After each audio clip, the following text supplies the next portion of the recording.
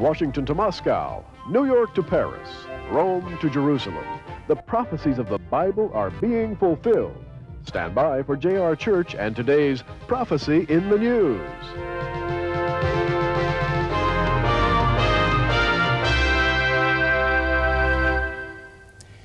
On our last program, we started a study of the Old Testament, comparing each book, beginning with Genesis, to the various letters of the Hebrew alphabet. And it is an absolutely incredible study. It has a perfection about it that shows that each of these books, indeed, in their present order, as if you were to go to the table of contents in the front of your Bible and write out the first Hebrew letter by Genesis, and the second Hebrew letter by Exodus, and the third by Leviticus, and so on, in the perfect order in which they appear in our modern Bible. They compare with the letters of the Hebrew alphabet. And we got through 13 of those letters on our last program. We're going to crank up again. Gary Stearman is here. We've got some fascinating things ahead. Yes, we have. We left off at the 13th letter, which brings us to the 14th letter of the Hebrew alphabet, Nun. And I want to preface this quickly by saying that the sages of Israel teach and have taught for millennia, literally, that God gave the Hebrew alphabet. It's not an invention of man. Yeah. And each of the letters of the Hebrew alphabet is a symbol for a quality having something to do with God's redemptive plan and purpose. And we find that all the way through the Old Testament, beautifully. And Jesus was introduced as the Word in John chapter 1.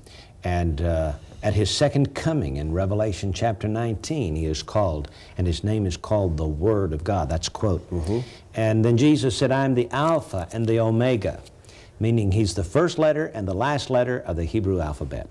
In the opening verse of Genesis, chapter 1, verse 1, in the beginning God created the heavens and the earth. In the Hebrew language, the middle word of those 7 Hebrew words is spelled with an aleph and a tav. That is the first and last letters of the Hebrew alphabet, which caused a rabbinical commentary to say one day, in the beginning God created the aleph and the tav and all the rest of the alphabet, and with that He created everything else.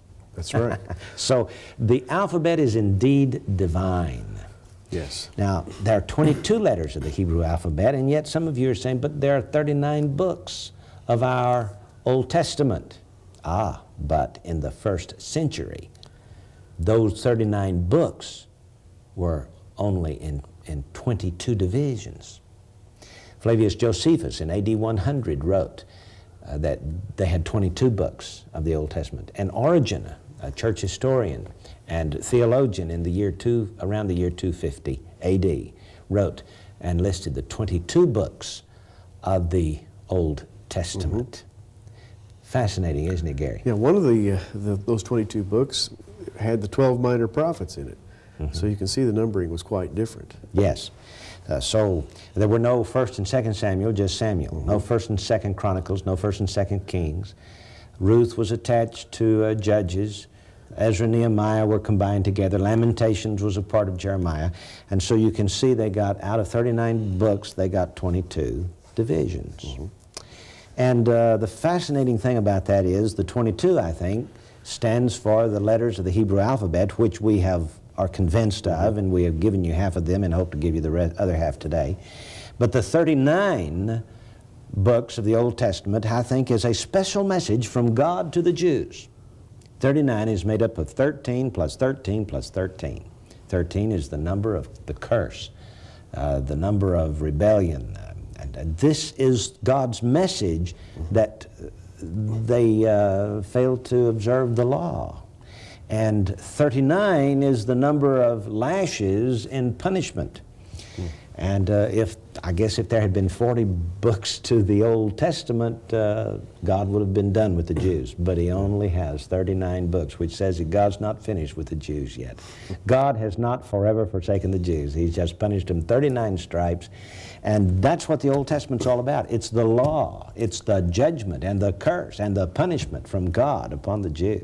But with Matthew, we have a new beginning, don't we? We do indeed, J.R. Redemption. Absolutely. Redemption continues to its conclusion.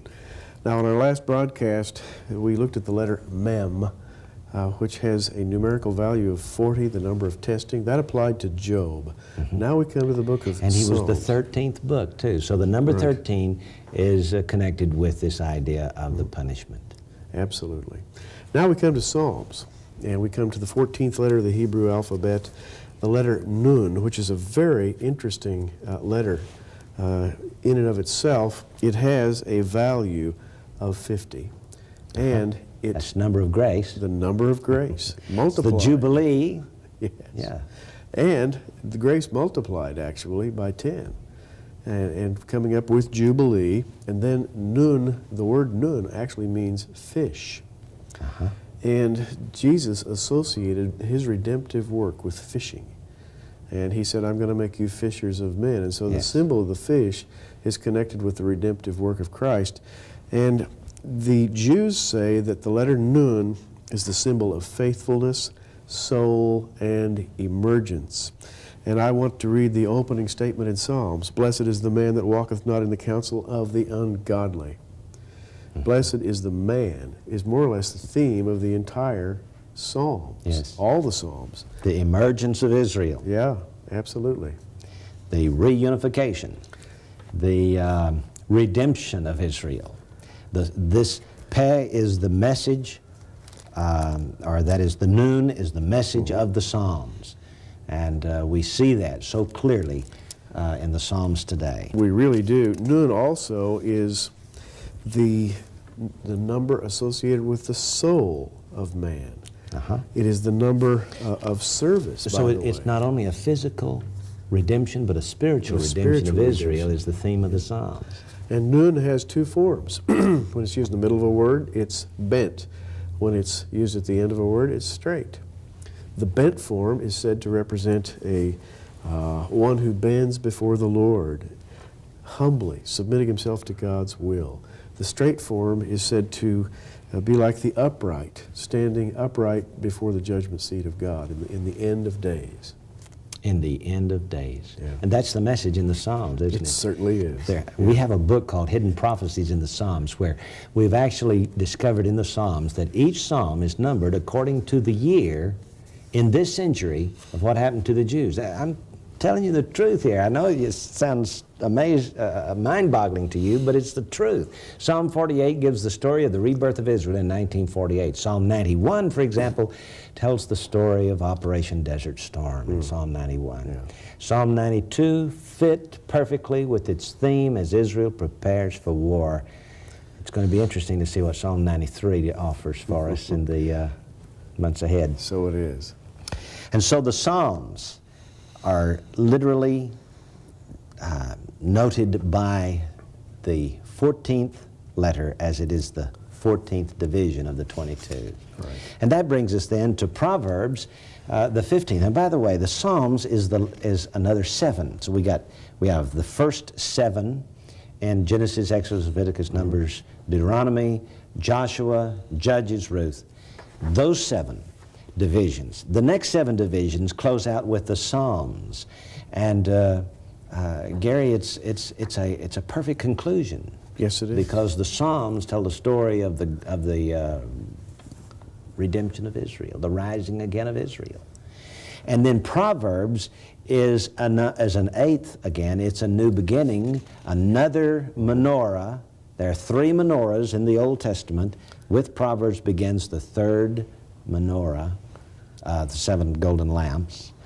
And that takes us to the Hebrew letter Samach. Tell us about it. Samach. Samach, excuse me. Samach. And the letter Samach is a Samach is Texan for Samach. I understand, yes. Okay, Samach is a letter that's shaped like a circle with sort of a little loop at the top. It's a little circle. And it's the symbol of support, protection, and also of memory. We'll get into that just a little bit later. But as support, it represents God's encircling presence around a man, where God is symbolized by the circle and man is in the middle of the circle, and he's constantly being protected from the evil of this world by his encircling barrier of protection that keeps out the evil influence of the world. Now, this does remind us of Proverbs, because Proverbs is devoted to warning against all of the evils of this world. Mm-hmm. Stay away from this, stay away from that. The wise man will do this, the fool will do that. Mm-hmm. And so we have that theme running through Proverbs. And this letter also, Psalmic, Gary, it has a relationship to allegories, gematria, right, parables. Tell us about that. And that's the part that has to do with the memory, that is remembering things. The way we remember things is by interconnecting them. And Psalmic stands for the Hebrew word simanim, and simanim means a sign or a distinctive mark. And it speaks of devices such as gematria, numerical equivalents, acronyms, ending letters, alphabetical acrostics, proverbs, parables, allegories, catchwords, mnemonic devices, any kind of a device that has metaphorical meaning or symbolism that you can use as a memory aid or to discern the deeper meanings of a passage. This is simanim, and this is the letter Psalmic. Means hidden meanings. Hidden meanings. Sure does. Listen to Proverbs chapter 1, verse 6. To understand a proverb and the interpretation, the words of the wise and their dark sayings. There it is, the dark sayings. And chapter 25 of Proverbs and verse 2 says, it is the glory of God to conceal a thing. Wow. But the honor of kings to search out a matter. So we have hidden within the Proverbs the connotation of Psalmic, the 15th letter of the Hebrew alphabet. And it's a new beginning, isn't it? It's a new beginning, and it fits so beautifully, as do all of these letters, fit the meanings of the overarching theme of each of the books. Which brings us to the 16th division of the Old Testament, Ecclesiastes, and its comparison to the Hebrew letter Ayin. Ayin. Ayin is the letter of sight and insight, and it represents the eye. As a matter of fact, Ayin means eye, the very name of the letter itself. And the eye, being the organ of sight, is also the organ of intelligence, discernment, and so the letter Ayin becomes the letter of sight and insight. And that's what Ecclesiastes is all about. I was going to say, Ecclesiastes, written by Solomon, the wisest man who ever lived, he had great insight. That's a fascinating way of looking at it. That brings us then to the 17th division of the Bible, the Song of Solomon, and its correspondence with the 17th letter of the Hebrew alphabet, Pe. That's right, Gary? Pe. With the number, it has the numerical value of 80, by the way, which is a full representation of the number 8, the number of the new birth. And Pe means in the Hebrew mouth. When you say the word Pe, you're pronouncing the 17th letter of the Hebrew alphabet and also the Hebrew word for mouth. Pe has two forms. It has a closed form, and then it has an open form with a long stem, which is used at the final, as a final letter in a word. And so this word then, this letter as the 17th letter, would represent the Song of Solomon. That's incredible, Gary. Listen to the first two verses of the Song of Solomon. Okay. The Song of Songs, which is Solomon's, let him kiss me with the kisses of his mouth. There it is. In the opening statement of the Song of Solomon, the Hebrew word for mouth, Pe, is there. Wow. What more can you say? You know, it says open and closed mouth there. That's a kissy-kissy mouth, isn't it? Very possibly. You know, the sages of Israel say that the closed mouth means that there's a time to listen. The open mouth means there's a time to speak. And certainly we have dialogues in the Song of Solomon. Now we come to the 18th division of the Old Testament. It is the book of Isaiah, and it corresponds with the 18th letter of the Hebrew alphabet, Tzadi. And that's a fascinating one, Gary. Tell us This about one really is, J.R. The letter tzadi sounds very much like a Hebrew word, tzaddik. And a tzaddik, the noun tzaddik, means one who is righteous. The righteous man, for example, is called a tzaddik. Yeah, Melchizedek was the king of righteousness. Right. And so here... And then there was Zadok, the high priest. His name was really Tzaddik, wasn't it? His name was really tzaddik. In English, it comes out Zadok, or, you know, in Oklahoma... That's Texas. There's Texas. Pronunciation. But tzaddik is the word, and it means righteousness. Fascinating. Now the 19th book would be Jeremiah, Lamentations, combined together. And it corresponds with the 19th letter of the Hebrew alphabet, Kuf. Gary? That's right. Before we get to By the way, Kuf... I want to tell you that Gary is the Hebrew scholar around here. Well, I work at it. Gary knows several languages, and we appreciate having him on staff. We really do. Go ahead, Gary. Tell us about it. Before we get to that, I wanted to finish up with Tzadi and say that applies to the book of Isaiah. And by the way, Isaiah experienced something that few of us get to experience. He got to see himself in comparison with God. Yeah. And he saw himself as totally worthless. But he stood in the presence of the righteousness of God.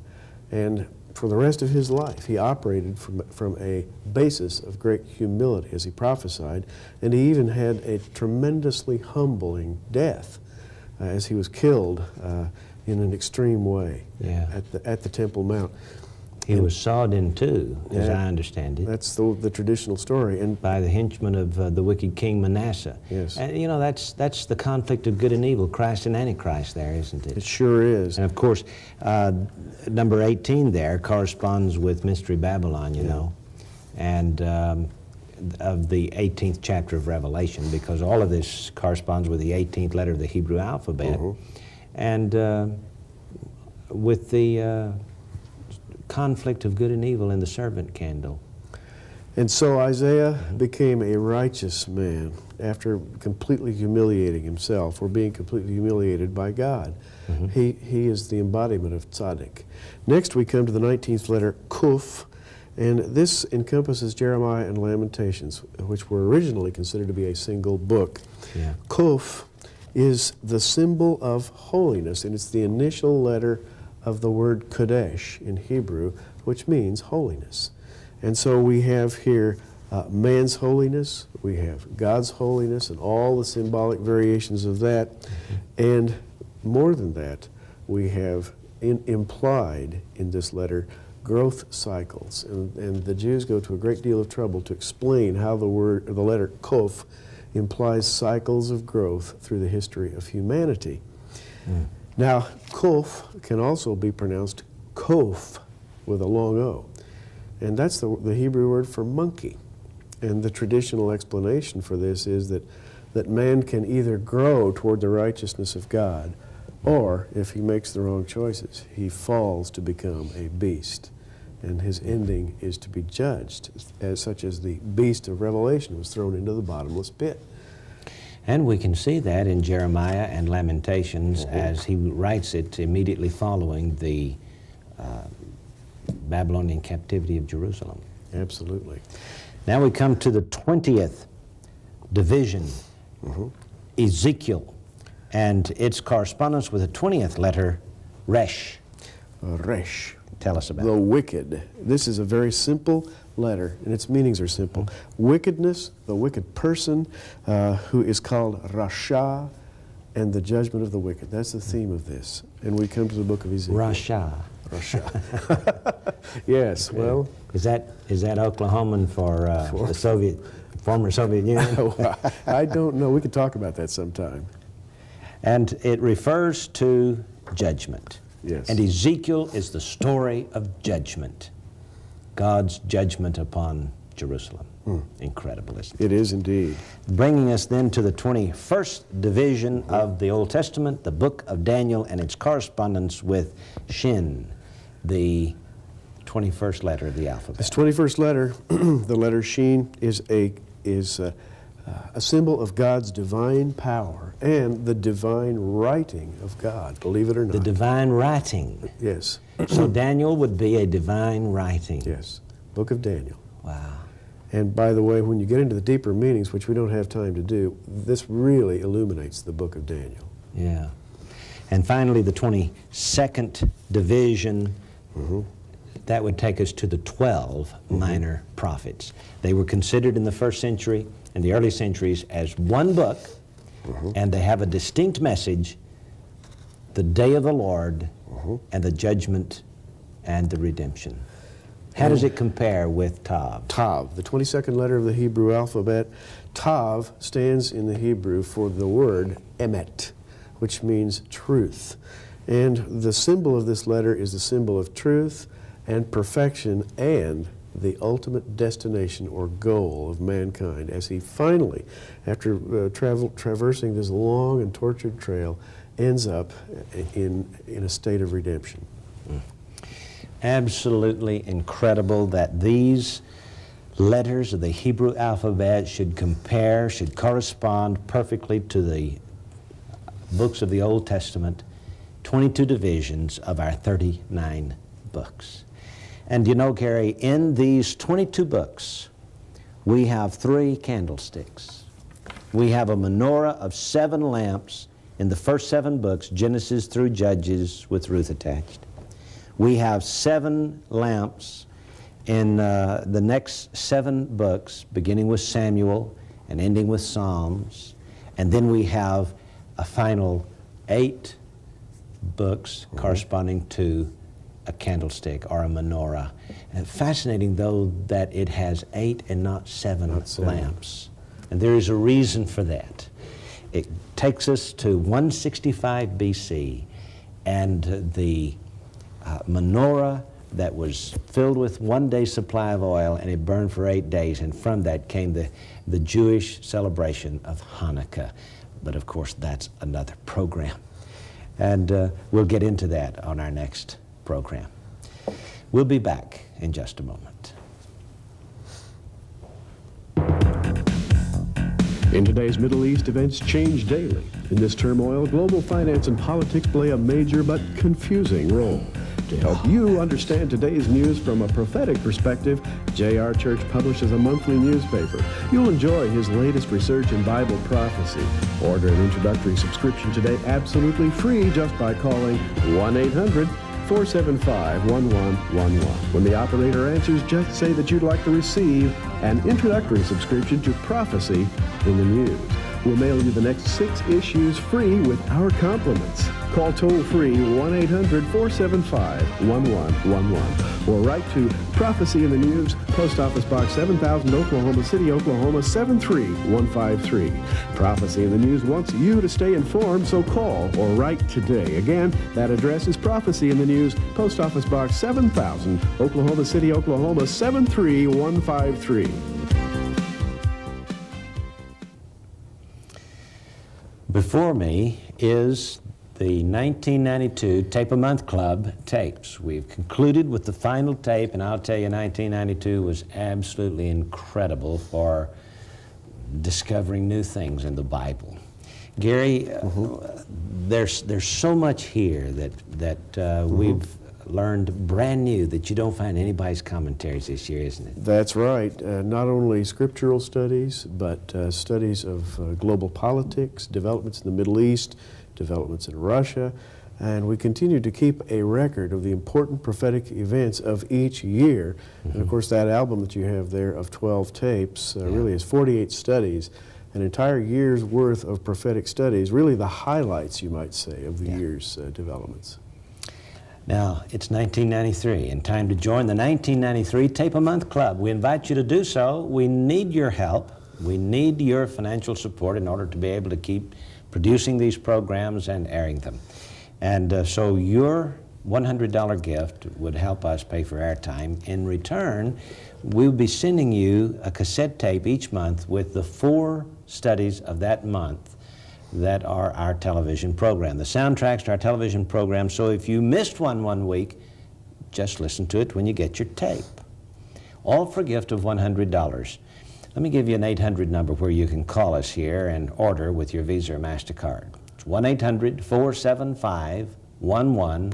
Write it down and give us a call. Now, if you get an answering machine, it'll be because nobody's here to man the phones, or else we're tied up with a bunch of calls. Now, just leave your telephone number and your name, and we'll call you back. But I want you to call and order these tapes. It will be a blessing and a help to you, and you'll certainly be a help to us to be able to keep this program going. Now, if you would like to go ahead and send a check, you could do so. Let me give you the address. Prophecy in the News, Post Office Box 7000, Oklahoma City, Oklahoma, 73153. Write today, will you, and say, I want to join the Tape a Month Club for 1993. And at the end of January, we'll send you the first tape. Today's program and last week's program will be on the first side of that tape. And we'll send you this vinyl album in which to house your Tape a Month tapes. So write us today or call, will you, and join the 1993 Tape a Month Club. By the way, if you'd like to have the full set of the 1992 Tape a Month Club, let us know. We can tell you what it'll take for you to get these as well. Gary, it's been a fascinating study. You know, the tapes are important for folks, aren't they? They really are, J.R. There are a lot of things you can do with audio tape. For one thing, you can quick reverse them. You can hit the review button on your tape recorder, and if you have difficulty understanding a particular note, you can hear it several times until you finally get it to sink in. I sometimes have to do that myself. There's another thing. You can share these tapes with friends. Perhaps at your church, there's not much prophetic study going on. Maybe you'd like to share a few prophetic studies with your friends at church. This is a marvelous way to do it, and I know they'd appreciate it. I'll tell you, these tapes would be good for pastors. Yes. And for Sunday school teachers, because the new findings on these tapes are absolutely incredible, something you will not find in anybody's commentaries. And that's one of the fascinating things about the age in which we live. Jesus said, or pardon me, God said to Daniel, that in the end time, knowledge would be increased. Daniel 12:4. Right. And knowledge is being increased today, knowledge of the book. And these prophetic studies are really incredible. So write us today, will you, or call us and join the 1993 Tape a Month Club. I believe that as you write and place your gift as an investment, we'll be able to continue to take the gospel to others across the world, and you will be a part of it. You'll be laying up treasures in heaven. At the same time, you'll be furthering your own study of the Bible. The 1993 Tape a Month Club. Write or call today. Become a vital part of this ministry through our Tape a Month Club. This is J.R. Church and Gary Stearman. Until next time, keep looking up.